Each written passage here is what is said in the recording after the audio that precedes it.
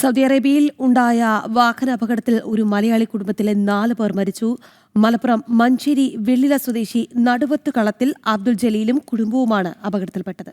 മക്കയിലെത്തി ഉംറ നിർവഹിച്ച ശേഷം മദീനയിലേക്ക് പുറപ്പെട്ട ഇവരുടെ വാഹനം ലോറിയുമായി കൂട്ടിയിടിച്ചാണ് അപകടം സംഭവിച്ചത്. ശനിയാഴ്ച വൈകിട്ട് മദീനയ്ക്ക് സമീപമായിരുന്നു വാഹനാപകടമുണ്ടായത്.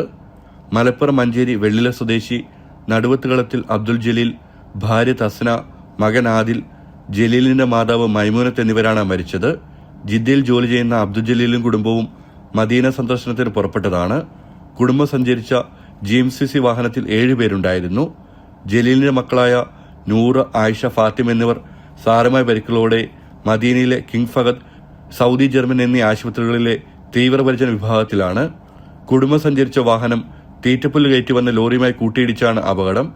ജിദ്ദ മദീന റോഡിൽ വാദി ഫർഹ എന്ന സ്ഥലത്ത് വെച്ചായിരുന്നു അപകടമുണ്ടായത്. വർഷങ്ങളായി ജിദ്ദയിൽ ജോലി ചെയ്യുന്ന അബ്ദുൽ ജലീലിന്റെ കുടുംബം സന്ദർശന വിസയിൽ ജിദ്ദയിൽ എത്തിയതാണ്. ഉമ്മ മൈമൂനത്ത് ഉമ്മറ വിസയിലും. സകുടുംബം മക്കയിലെത്തി ഉമ്മറ നിർവഹിച്ച ശേഷം മദീനയിലേക്ക് പുറപ്പെട്ടതായിരുന്നു. തുടർ നടപടികൾ ചെയ്തു വരുന്നതായി സാമൂഹ്യ പ്രവർത്തകർ അറിയിച്ചു.